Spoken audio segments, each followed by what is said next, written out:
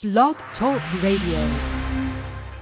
Welcome, ladies and gentlemen, to the South Bay Show, Preparing for Disaster in America, on April 8th, 2014.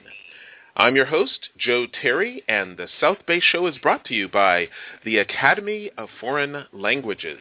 If you have any interest in learning a new language or brushing up on existing language skills, you should know about the Academy of Foreign Languages. Located in Palos Verdes, the Academy of Foreign Languages specializes in the art of communication. Their mission is to provide the finest language instruction possible. They recognize that each student has distinctive needs and craft their teaching technique to optimize an individual's particular learning skills. At the Academy of Foreign Languages, they strive to create a comfortable environment conducive to learning.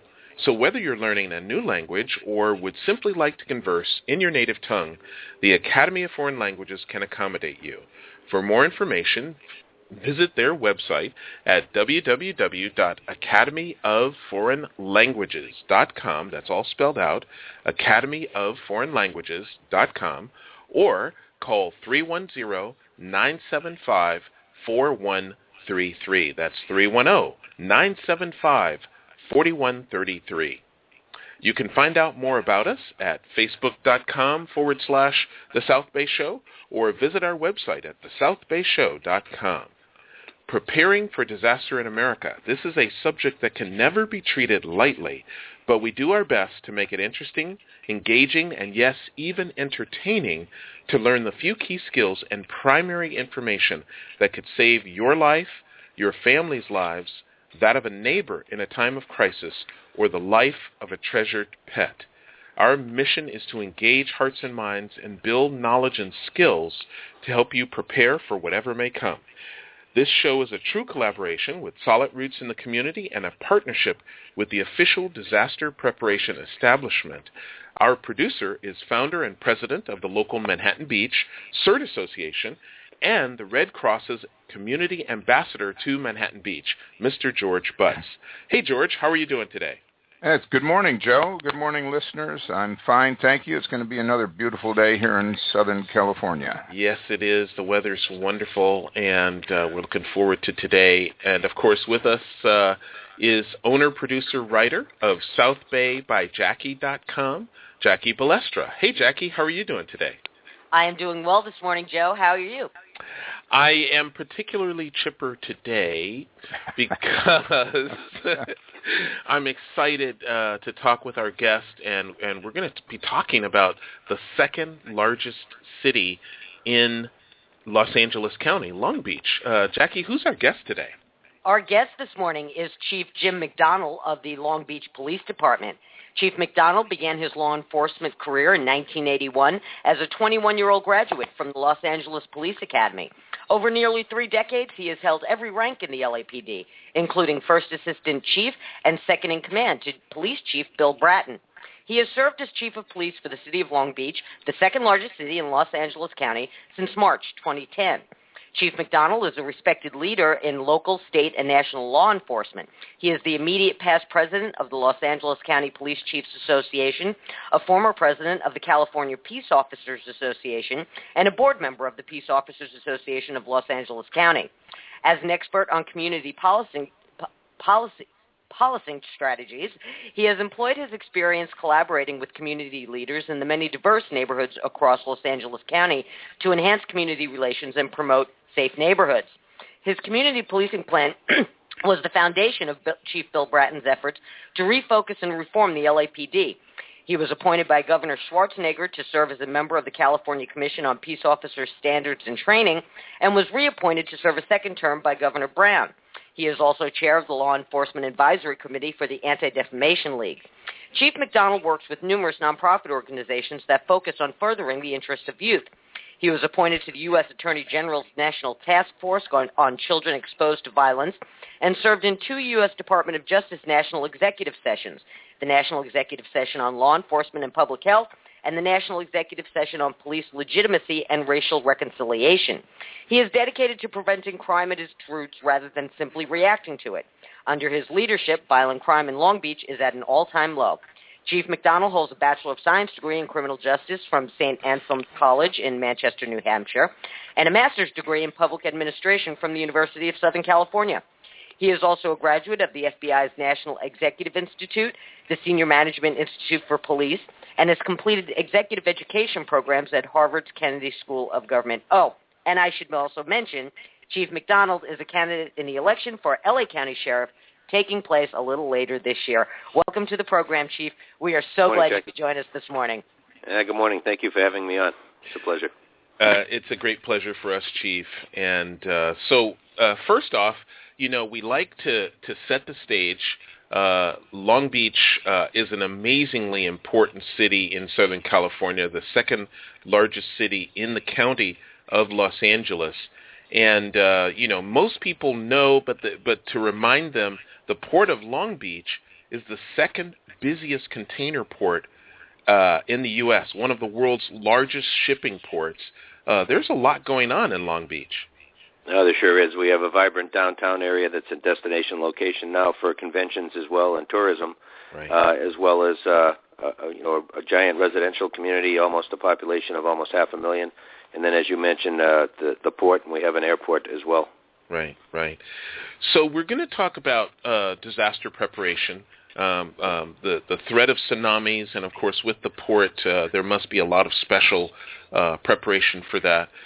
I just want to make sure that we cover the part of your resume that fascinates me, really, is that, Frederick Douglass is known to have said that it is easier to grow strong children than to fix broken men. Right. And even at that time, in the late 1800s, it was clear that law enforcement, if properly viewed, law enforcement starts in the cradle. You don't fix broken men. You grow strong children, and you work with early education. So tell me how you got involved with community policing and how that evolved, because you're one of the leaders in the country. Thank you very much for that. It all started out, I think, as a kid growing up in a relatively poor neighborhood in Boston, right down the street from Fenway Park, and watching the way people interacted with each other, watching the police back there, kind of a different style of policing than on West Coast because they have so many more officers per population. But watching that interaction over the years, and you got a lot more done by relationships with the community than you did if you just came in, handled a call, and left the community. And we still see that today. Wherever we can develop relationships, have a rapport, be able to exchange information, we end up with a much safer community overall. Right. So now we want to talk about how that extends to preparation for disaster, because one of the things that we've found in our many conversations with people that are the professionals in disaster preparation is that still reminding people, even recently of the earthquake and so forth, that people aren't really prepared for disaster. So how do we extend the concept of community policing and preparing young in the context of preparing for disasters? Yeah, I think we start off by talking about it. First of all, getting to know your neighbors. So often I think we're all so busy. We come home late. We get up. We go to bed. We get up in the morning. We get our cup of coffee and we run off to work. But we don't really interact with our neighbors next to us or across the street. Mm-hmm. And I think that's really job one, whether we're talking about crime prevention, looking out for each other in that regard, or in the case of a disaster, to be able to know who lives in a house. Do they have special needs? Are there young kids in there? Are there people who are handicapped that would need assistance in getting out of the house or getting medical attention? Those kind of things can really make the difference between disaster and survival. Mm-hmm. And so I think that's number one: know your neighbors and their needs, and have a relationship with the people who live right next to you. What kinds of, Long Beach is a part of Southern California, so the number one, issue that we talk about often in terms of public safety and disaster preparation are earthquakes, but what other special needs does Long Beach have? The harbor, tsunamis. Can you talk a little bit about the spectrum of disasters that are facing us? You know what? We do a lot of drills. We work very closely with our fire department. We have an emergency preparedness department, and we do tabletop exercises and think about the worst things that can happen, prepare for the worst, and hope for the best. But we have, in Southern California, we enjoy a relationship that's unparalleled across the country amongst first responders, and as well as with our community. Our federal partners, our state, our county, and all of our local partners work together. We talk about this, and we throughout the year we not only talk about it, but we work together on grants to prepare for it. We share resources, and we try and put ourselves in a position where we're in the best possible position, not only to respond, but to proactively prepare for something we may have a heads up on. I see. We are blessed in Southern California with amazing leadership in that regard. So let's talk about the beaches, Long Beach, the harbor. Is there special preparation required for tsunamis in particular? There are. We're aware of what can happen, and we have had occurrences or instances in the past where we had warnings that there may be a tsunami coming, so we prepare for that. We have social media that we use to be able to get the word out if people need to get to high ground. We use reverse 911. We have our officers out in the field. We'll ready the fire trucks to be out of the stations and ready to respond to whatever. But really, it's that collaboration of everybody working together to prepare and to try and help each other get out of harm's way as best we can. Right. The port environment, the beach environment, I think you mentioned tsunami. Should there be an earthquake that would then generate a tsunami, certainly a threat to the area. I don't think that's on most people's radar at all, and we need to talk about these things. But in addition, then you look at a port environment as busy as this one, and you've got all of the potentials, for hazmat issues, for any of those kind of things where we deal with, not a natural disaster, but essentially an accident or a man-made disaster. And then the overlay of terrorism. And we have a robust counterterrorism effort in the region. We work very closely in this with our federal partners as well, in an effort to be proactive through our intelligence capabilities, as well as to be able to respond rapidly and effectively to an incident should one occur. I am fascinated by this question. The port of Long Beach is like a city within a city. Right. And so what's the jurisdiction on the port of Long Beach if a threat of terrorism should occur? Yeah, there's concurrent jurisdiction. If there was a terrorism incident, the FBI would take responsibility for the investigation with all other agencies in support. But in day-to-day in the port environment, there's I believe it's 19 different agencies responsible for some aspect of protecting the port. 19? Yeah. You think about it. Let's just make it easy here. Yeah.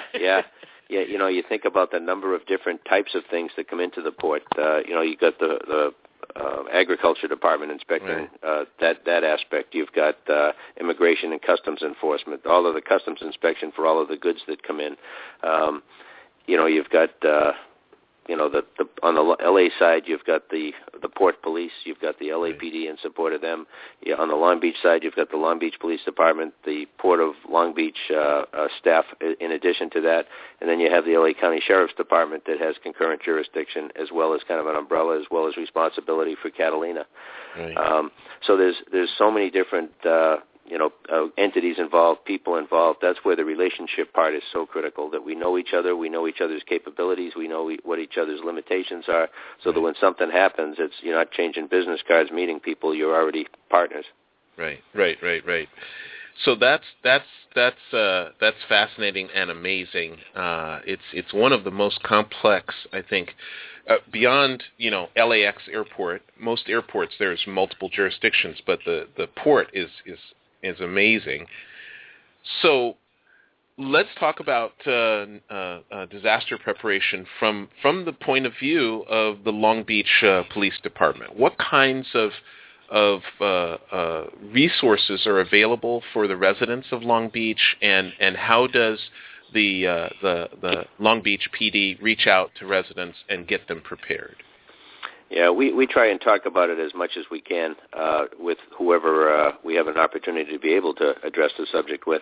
I think it all starts like everything. It starts in the home. It starts with each one of us realizing that if we have a disaster of any magnitude, that it's going to likely be some time before public services can get to people other than immediate rescue type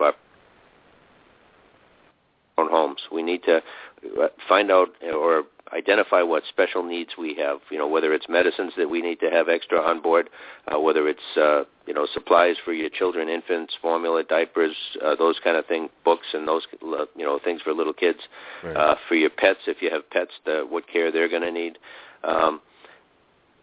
money on hand, change of clothes, fire extinguishers. When you think about what can happen in just an earthquake as one scenario, where you have gas lines potentially breaking, you have water mains that are likely to break, you have all of these things that nobody can possibly prepare adequately for what you might need, but you've got to take the best efforts you can to be as prepared as you can. Obviously, food, enough probably for at least a 3-day supply of food that won't spoil, right. And get things that that your family will eat. Avoid foods that you have on hand that might make you thirsty because water may be at a premium. You may not be able to get it. Canned foods are good. Fruits, vegetables, whole grain cereal, granola, peanut butter, nuts, those kind of things are very good. Right. But then also, first aid kits. You don't know what you're going to run into. There's likely to be broken glass, those kind of issues. You're always going to need to be able to deal with those. Something as simple, you don't think about it as a whistle, that if you're under something covers you over during an earthquake, the ability to be able to make noise so that somebody can find you. Flashlights, obviously, if electricity's out, that's one of the first things to go out to be able to see where you're going and to be able to find others who may need help as well. And then secondarily, not only your own needs, but then that of your neighbors, to at least know what their challenges may be, to know what their capabilities are, and to know how many people live in the house, so that if a search is needed, you can let first responders know what to expect, what to look for, so they can clear that house and move on to the next one. Right.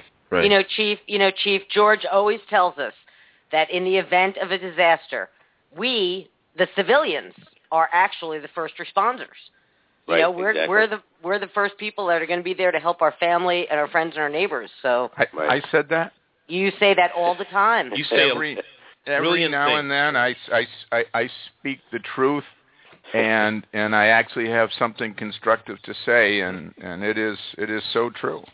Yeah, one thing we forget about, I think, is water. A lot of us have like a Sparkletts bottle or something like that, but really a gallon per person per day is kind of a basic rule of thumb, and that's something that often gets overlooked, but something that you need to sustain life.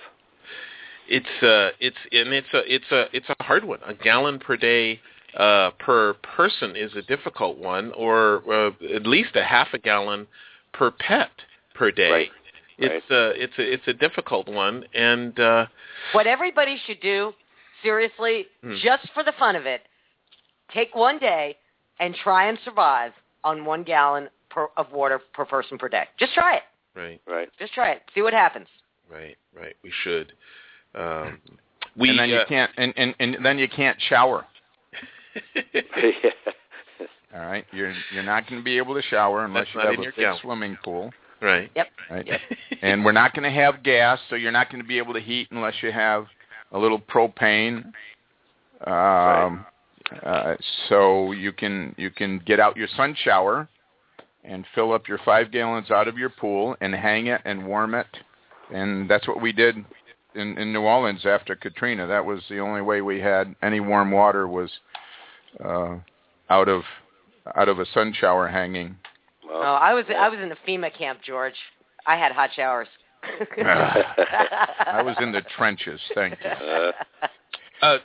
Chief, where were you in 2005? In 2005, I was working for Los Angeles Police Department.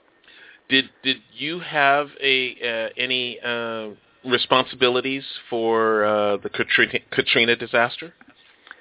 No direct responsibilities. We did send people back to the location, both police and fire, to help in the rescue efforts and try and put things back in order. Right. I personally did not have the opportunity to travel back there, but a lot of lessons learned. One that we don't think about is in many cities they have a residency requirement for first responders to live in the city that they work. New Orleans had that, and what they found were that their employees were all in the impact zone and unable to respond to work because they had their own needs to take care of their family. Their houses were destroyed.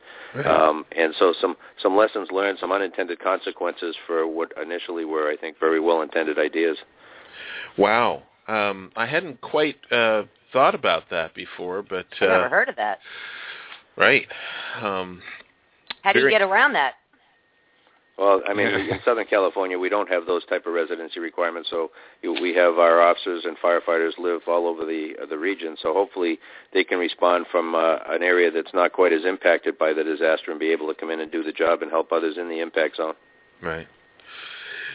Do you use, as a professional agency, can you tell us a little bit about communications? Because we hear often that that's going to be one of the first things that is necessary is for everyone to communicate to establish the perimeter, so to speak, of the disaster and the hot spots.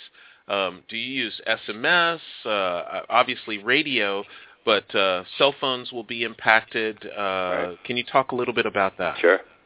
Yeah, one of the first things that we can count on going down will be cell phone coverage, and we rely so heavily on that today that we're kind of handicapped without it. But Right. Our ability to be able to get the word out through the radio, there's not many ways better than this, really, and it's very reliable and works well during most disasters. But in our own environment, our interoperability, our ability to be able to communicate with other law enforcement agencies is something that post 9/11 we've put a lot of time, effort, and energy as well as money into making sure that we're as good as we can be in that regard. Mm-hmm. But our own communication with the public, being able to lay out where the evacuation zones are, whatever we need to share with the public, we do through social media, whether it's Twitter or Facebook or any of these other types of vehicles. But we also have a vehicle called Nixle, where we blast out information, and everybody who signs up for it has the ability to be able to get that. It's much quicker, much more effective than reverse 911, which does it in chunks, and sometimes the delay in getting the word out that way is way too long.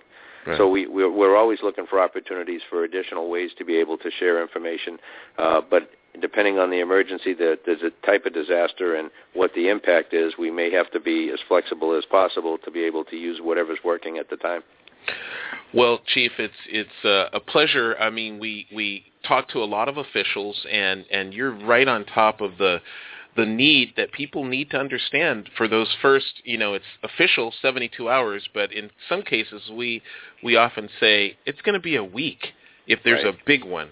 It's going to be a week before you can depend on first responders getting to your neighborhood. You need to be prepared. You need to band with your neighbors and figure out a plan for your local community, the local topology that you have, and either make an evacuation plan or make a shelter-in-place plan so everybody can be comfortable for those many days when the Long Beach PD and the Long Beach Fire Department and everyone is very, very, very busy trying to get people out of buildings and trapped in elevators and all that kind of stuff. Don't forget the 19 other organizations. All right, yeah. I think I forgot to mention the Coast Guard, and they'd let me hear about it if I didn't mention them, particularly when we're talking about the maritime environment. Absolutely, yeah. Huge presence with the Coast Guard along our beaches and harbors and shores. Right. Amazing. We're having a great conversation with Chief Jim McDonnell, Police Chief, City of Long Beach. And if you'd like to call in, ladies and gentlemen, and ask him a question, we'd love to have you. Give us a call at 714-242-5288. That's 714-242-5288. Ask the Chief a question and make a comment. We'd love to have you, and we're going to continue our conversation after a break. Jackie, who do we want to thank today?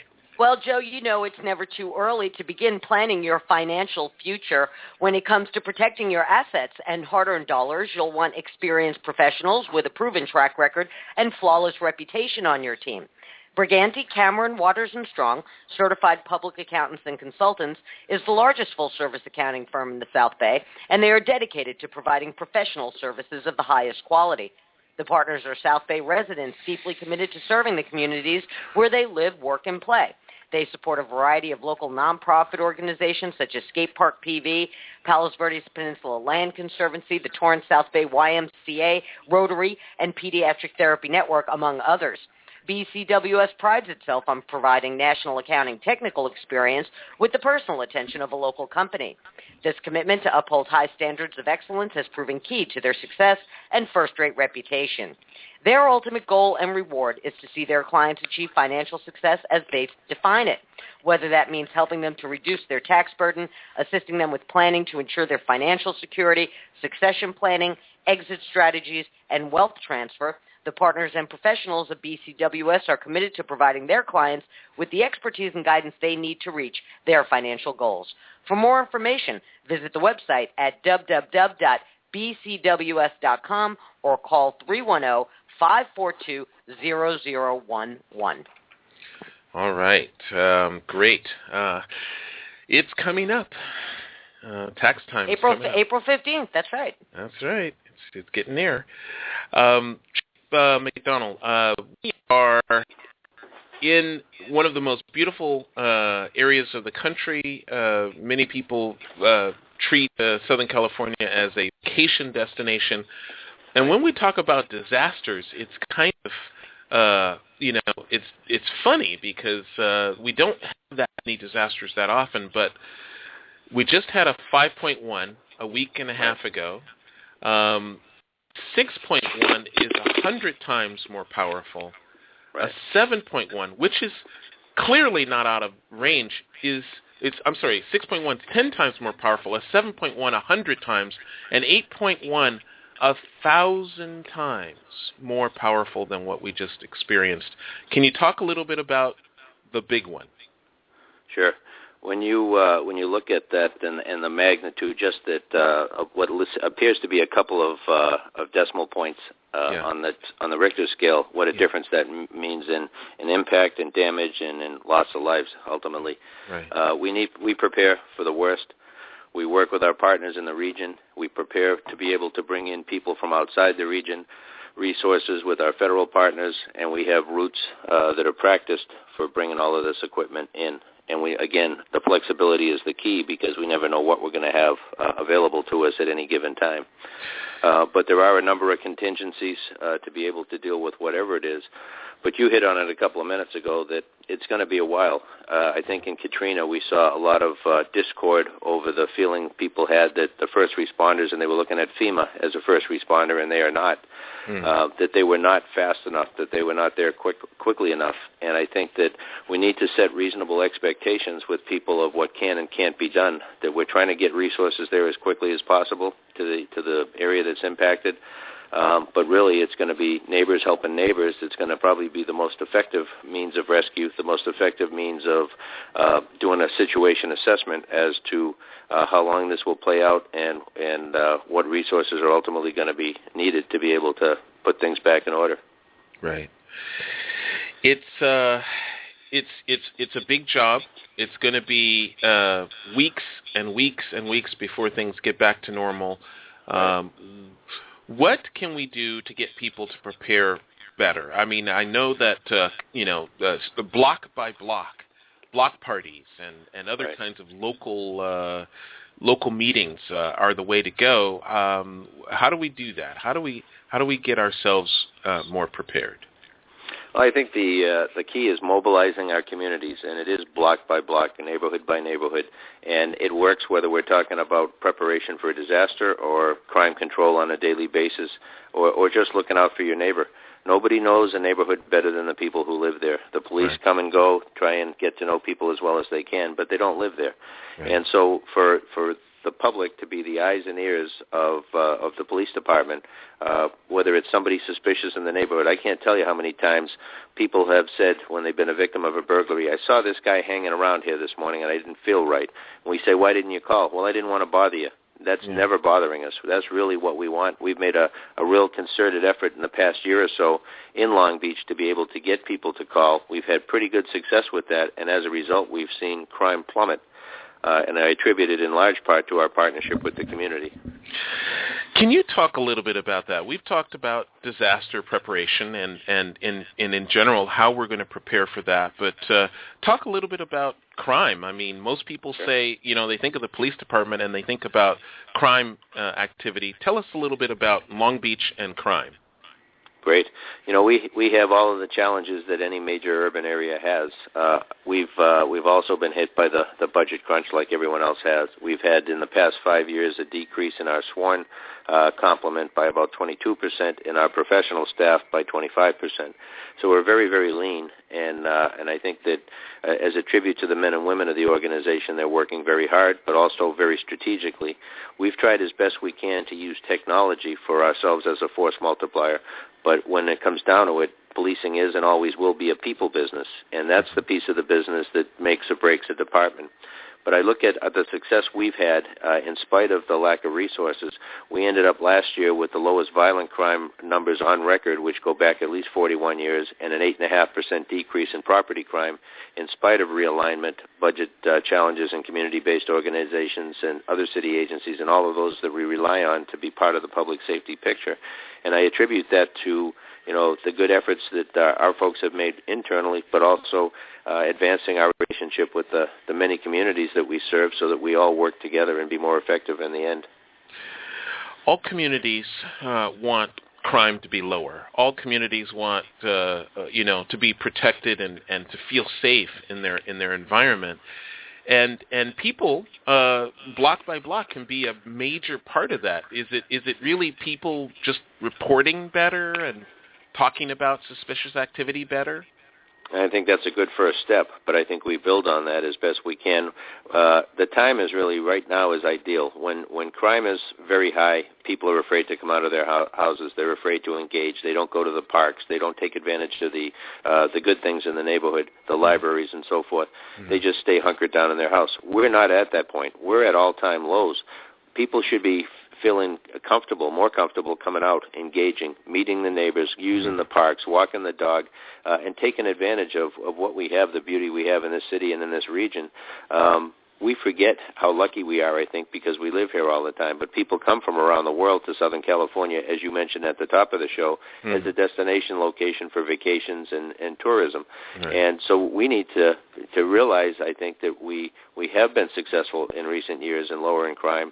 We have a region here that is very special. And we need to take advantage of that, enjoy what we have, but continuously work to make it even better for everybody who lives here. Right. Joe, I have a quick question.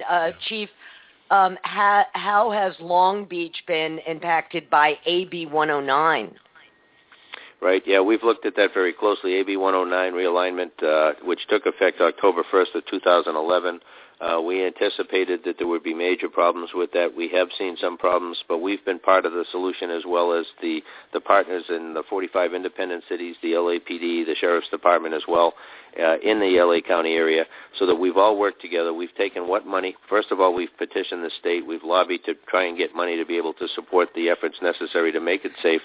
But then we've put together monitoring teams for people who released on AB 109. But regionally, we've put together teams that ensure compliance, that the people that are released, we know where they are as best we can. We put good addresses on them, and then we monitor, we talk to them, we offer support. So as much as we can, we try and set them up for success. But we let them know we're watching. We let them know that there are support services available for them out there, and we do the best job we can of trying to make a positive out of a tough situation. AB 109 was something that was in the eyes of many, budget-driven, but it was unfortunately bigger than that. It was ultimately a Supreme Court decision that mandated the release of 45,000 prisoners from the state prison system due to overcrowding issues. So that had to be dealt with in some fashion and relatively quickly. So everybody was in a tough spot on this one. I want to know who gave it the term realignment. I think that was an innocuous term that kind of went under the radar, and it was effective in doing what it ultimately did was realignment was put forward, and there wasn't a lot of outcry over it until it was already on top of us. Right. Difficult, very, very difficult for all PD departments in California, basically. But of course, it affects Los Angeles County, particularly Los Angeles County being the seat of 1/4 of the population of the state of California. So whenever you have a well like that of population, most of those issues are going to come home to Los Angeles County and Long Beach and Los Angeles and so forth. Right. Wow. When you look at the state prison system, when those 45,000 individuals are released, a third to a half of them are coming back to Los Angeles County. Right. Wow. And when we look at what do we need to make them successful, we need a lot more than the police monitoring their behavior and their location. We need a wraparound social services as well, and as you know, all of those have faced budget reductions in recent years as well. So everybody's working hard, but with very limited resources. Right. Wow, these are the challenges that face us in law enforcement, and it's great to have leaders in place that have a command of the facts, and you seem to enjoy your position with the PD. You've had a lifelong career. Tell us a little bit about Jim McDonnell, the man. Yeah, well, thanks. Father of 2 girls, very proud of both of them. I grew up in Boston, came out here to join the Los Angeles Police Department back in 1981. It was kind of a dream job, worked my way up from the academy to number 2 in the organization. Was there, retired from there in 2010 when the Long Beach PD job opened up, applied for and was successful in getting that. And for the last 4 years have served in Long Beach, and we have a great team. It's a lean team, but it's a team that works together and respects the community and does the best job we can with what we have. And we've seen very good results with the crime numbers, but also with our ability to be able to reach out to a diverse group of communities within the city. We have, just as one example, we have the largest Cambodian population in Long Beach outside of Cambodia. We just celebrated the Cambodian New Year this weekend. And so you look at special events that come along all the time in Long Beach. There's always something going on. This weekend coming up, we have the Grand Prix of Long Beach, which is in its 40th year, and something that we get a big draw. It's an economic engine as well for the city, but something that race car enthusiasts come from all over the place to see it. All over the United States, of course, and perhaps even the world. It's one of the premier Grand Prix events in the world, because it's located in Southern California. That's the point, right? Great food, great weather. George, I want to bring you into the conversation now. We talked a lot about disaster preparation. What have I left off, George? Oh, you have done. Oh, hey, Chief Espinosa's listening. Oh, so our fire chief of Manhattan Beach just thought he would send me an email here. He'd like to know how much of your budget is dedicated to disaster preparedness, and how has the Long Beach PD supported disaster preparedness citywide? Yeah, great question. It's not broken down like that. We have a disaster or an emergency management a division or a bureau actually within the city. It's a department on its own. We stood that up a couple of years ago, and that is a standalone entity. We work very closely with them, as does the fire department, the health department, public works. In Long Beach, we look at the city family as all included in the public safety equation. They're all, if not first responders, second responders, and right there with us. We exercise in the Emergency Operations Center and talk about, at least quarterly, what role everybody plays in a response to a major event. So while we don't break out numbers specifically for disaster preparedness or disaster management. It's part of our ongoing, efforts not only to deal with crime issues, but also to deal with the big event when it comes up. Right. Well, we are at a point now in the show where we want to talk about the future. I'm sorry. I don't know what Yep. that is. I think that someone playing with their microphone. We want to talk about the future, Chief McDonnell. There is a lot riding on this coming election, June 3rd.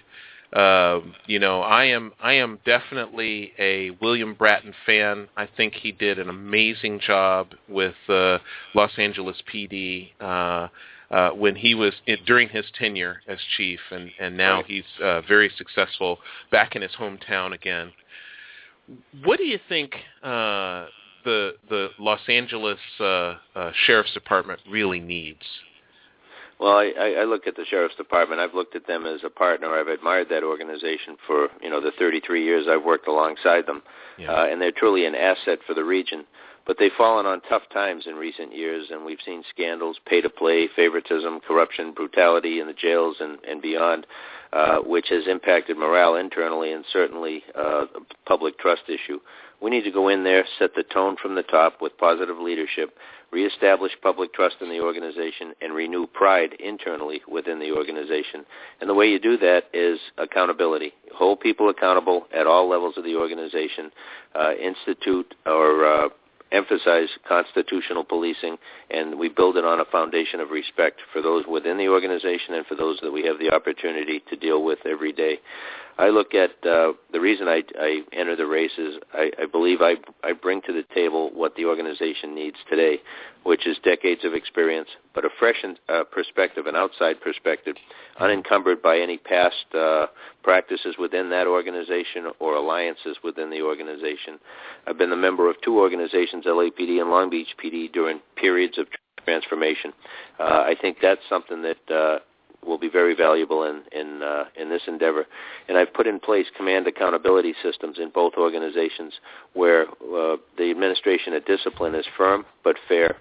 And I think that, we've seen in the past in the Sheriff's Organization, I sat on the Citizens Commission on Jail Violence, where we spent a year drilling down into the problems in the jail and how they permeated throughout the organization. And one of the things that we heard too often was the direction was given to work in the gray, that, don't worry about it, I got your back kind of things. And what we saw as a result of that were 20 deputies indicted. Now their families are upside down. 20 people are potentially going to lose their freedom over failed leadership. That's something that never had to occur. It's something that was irresponsible. What we need to do is be able to set the bar high, set milestones to be able to get us working toward our goals, and then hold people accountable on a regular basis for achieving those milestones, for hitting the marks toward the goals. And for anybody listening who owns a business, this is 101. But it wasn't done in that organization the way it should have been done, and the accountability, the transparency, and then independent oversight. What we're doing is not a secret for the most part. We should be allowing people to look at what we're doing. We should be celebrating a lot of the things that are being done by the men and women in that organization every day. They do a tremendous job under very difficult, very complex circumstances. We've hidden that, and the only thing that gets out oftentimes are the negatives. So let's be transparent. Let's show up good, deal with the bad, and if we have issues, we own them, we fix them, and we move on. Right. I take to heart that you've mentioned more than once that policing at its heart is a people business.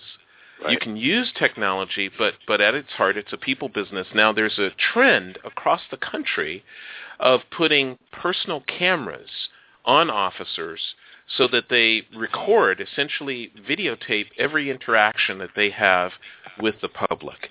How do you feel about that, and do you think that it makes a difference?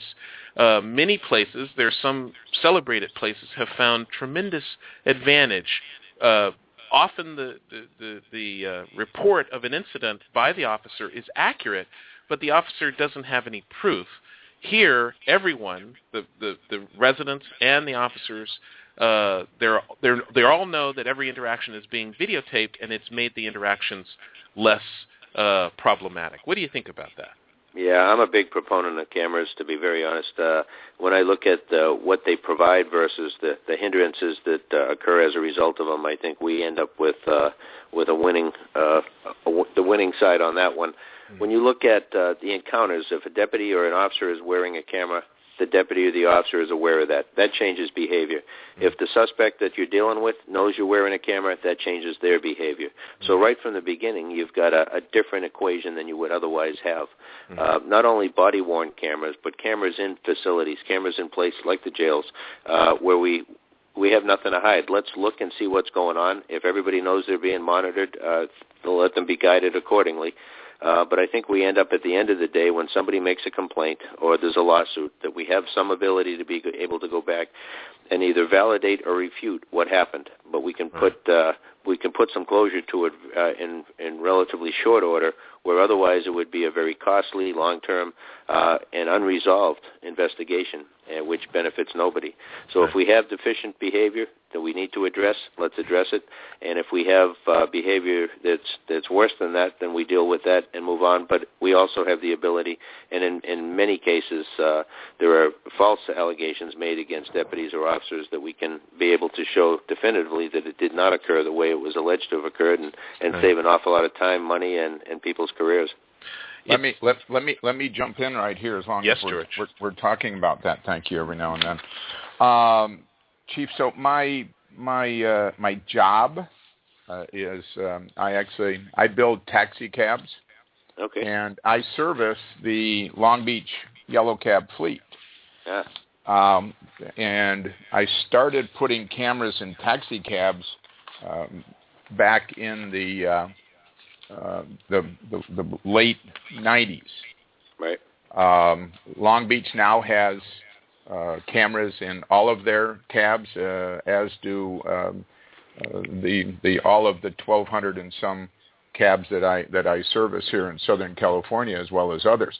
And you're so right. We in Long Beach, in Torrance, and in all of the cities have been able to put out pictures of those that have either attacked our drivers or have robbed, used the cab as their getaway car. Oh yeah, it happens all the time, and and even better than that, in accidents and other liabilities, we're able to determine right off the bat who's at fault.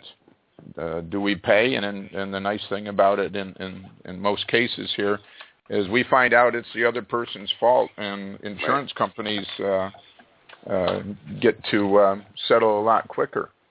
Yeah.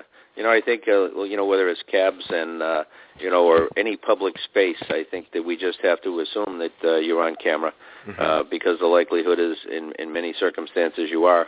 And you look at that now, the proliferation of cameras in the United States and major urban areas in particular is just really starting to take off. If you look at London, you look at some of the other locations around the world, Israel and other places, they've dealt with this for a long time.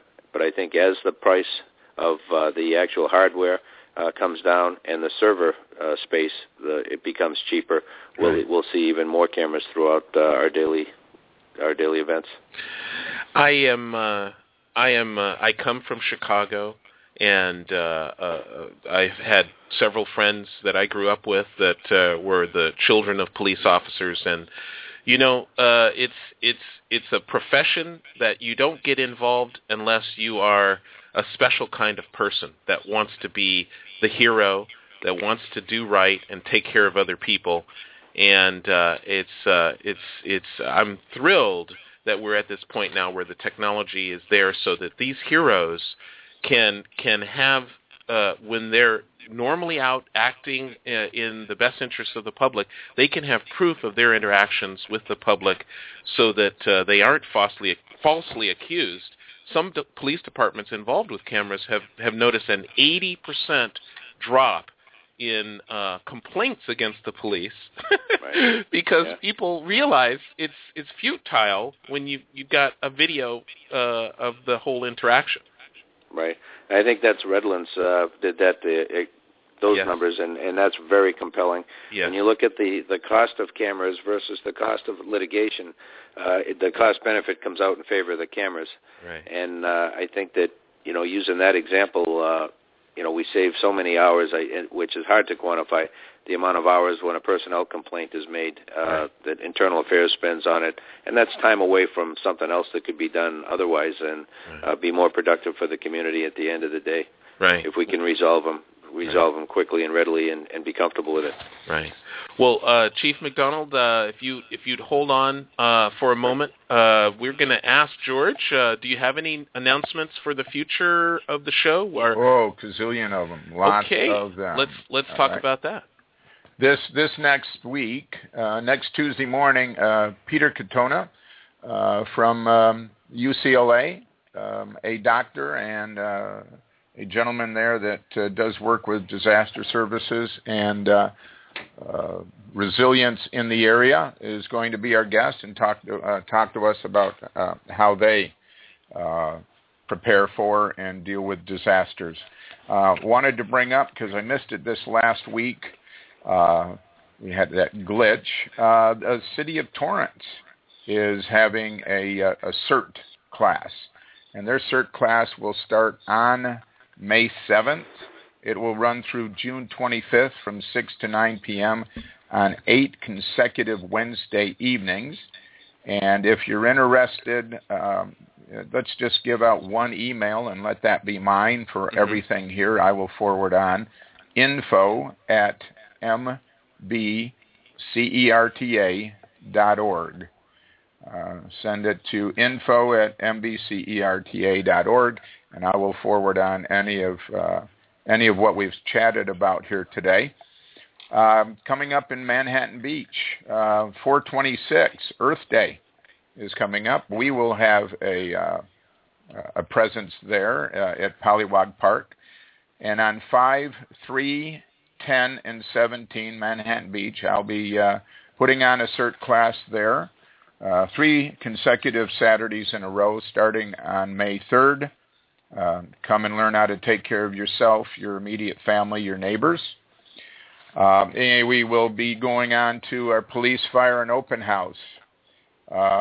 Big thing that's going to be popping up in all of LA County on June 5th. As you're wandering around the streets, look for somebody to fall down, have a heart attack, and somebody to come rescue them. It's going to be called Sidewalk CPR. We did it last year. We worked hand in hand with our fire department and did a little bit of theatrics, but we taught over 180 persons hands-only CPR. When they walked away, they knew that they could go in and make a difference. We've got a lot going on. I'm not going to spend all of my time talking about that, but if you live in Manhattan Beach Hermosa Beach and you're listening, we're looking at putting a class on in Hermosa Beach the weekend of June 6, 7, and 8, Friday night, Saturday, and Sunday in Hermosa Beach. Let me know. Okay. And is that it? That's the list? Oh, yeah, that's enough. Okay. So, Chief, we've danced around it, but now let's just ask you, why should the residents of LA County support your candidacy for Sheriff of Los Angeles County? Well, I'd like to have their consideration. When I look at what the needs of the organization are right now, I believe I'm the right fit at the right time. I have 33 years of law enforcement experience in the LA County area. I bring an outside, fresh perspective to the organization. My style is one of being inclusive, but being firm but fair to everybody involved. I worked my way up through the ranks at LAPD, was number 2 there, Chief of Police at Long Beach PD, the only one of the candidates who've actually run an organization. I've implemented command accountability systems in both organizations and have a track record of working with the community. The year that I spent on the Citizens Commission on Jail Violence, I think, is a critical one for looking at the issues within the jail and how those problems have gone beyond the jail environment. We've made 63 recommendations for change. I want to see those implemented so that we move down the road in a way that's been thoughtful and deliberate. And I have the support of the 45 police chiefs in L.A. County and the independent cities, as well as the California Police Chiefs Association and other police organizations, as well as broad, political support on both the Democrat and Republican side of the aisle, community organizations, business organizations, and I believe right now at this time I'm the right fit for what the needs of that organization are, and I believe I can add value to it. When you look out over the near term, the next 2, 3, 4 years, 5 years, 10 years, what would you like to accomplish with the sheriff department? What would you like to see the future look like? I think we could get a lot done in a relatively short period of time. We talk about cultural change taking a long time, and I agree with that. But I think that there's things that we can do right away, setting, going in with positive leadership, setting the tone right away, establishing very clear expectations, putting in place goals and like I mentioned before, milestones, what we want to do to be able to achieve the ultimate goal, monitoring behavior and performance, holding people accountable for the highest level of performance possible, rewarding good performance, and not tolerating misbehavior, misconduct, or certainly any kind of criminal activity at all. I think that it's a privilege to be a police officer, to be a deputy sheriff, and we need to be able to move forward so that people, again, have trust in the organization. People from around the country within the policing environment look to the L.A. County Sheriff's Department as one of the leaders in law enforcement internationally. And that was the case some years ago. It hasn't been for a while, and it's the potential to be able to do that again very shortly is on the horizon. Right. So I look at how many very dedicated, good, hardworking men and women are in that organization. Unfortunately, relatively few have tarnished the badge, and that's been not only tolerated, but in some cases encouraged by people in position of authority. So to be able to go in and exercise positive leadership, be able to set the standards high, and then again that accountability piece is so critical. But I believe doing that, moving forward in a relatively short period of time, we change the whole dynamic of how the organization's viewed and how the public feels about their organization. That's wonderful. We got to get the contact information. Give us all your contact information, Chief. Okay, I'll give you the website is www.McDonnell, McDonnell 4 FOR LACountySheriff.com. Right. There's the URL you can get your brain around. And I'll tell you what happened on that one. That's the longest one I possibly could have got because one of my opponents bought the other ones with my name on them and pointed them at his site. So that's what you're dealing with. And so we did the best we could with what we've got, and we've got it. My daughter did the website and did a great job on it, and I'm proud of her efforts. Excellent. Well, I do like the website. It looks very good. Your daughter did a great job, and I would say that's a classic in our business. I'm in the web development and business, and when you have someone do that, grab a domain name. We call them squatters. Okay. And then point it to their own campaign. You know what you're dealing with there. Yep. That's low. That's just low. You don't expect that when you're dealing with other career police officers. That's very interesting. And so I just for we have a few minutes left. I want to talk about the power of the internet in elections. We hear about the presidential and senatorial races being very much heavily focused on technology, websites, robocalls, and so forth. How do you view technology in a race like the race for sheriff? Well, I think, the race at any level is something that if you can take advantage of using social media, using the web, and using technology to be able to get your word out there, you're 2 steps ahead of anybody else.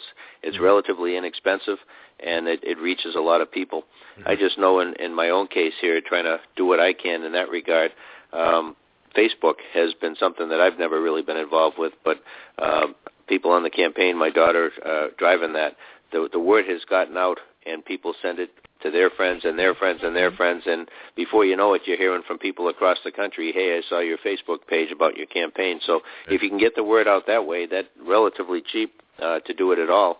And when you look at the alternatives, newspaper ads or the flyers or the signs or any of that kind of stuff, all of that is expensive. And in a county as big as Los Angeles with 10 million people, 4,000 square miles, it's hard to put signs on as many lawns as you'd like to. That's right. That's right. Chief McDonnell, Police Chief, City of Long Beach, thank you for joining us. Thank you all for having me. I enjoyed it very much. Thank you. And George, thank you. Thank you very much. Take care. And Jackie, thank you. Always a pleasure, Joe. That's our show, ladies and gentlemen, and we'll see you next Tuesday. Bye-bye now.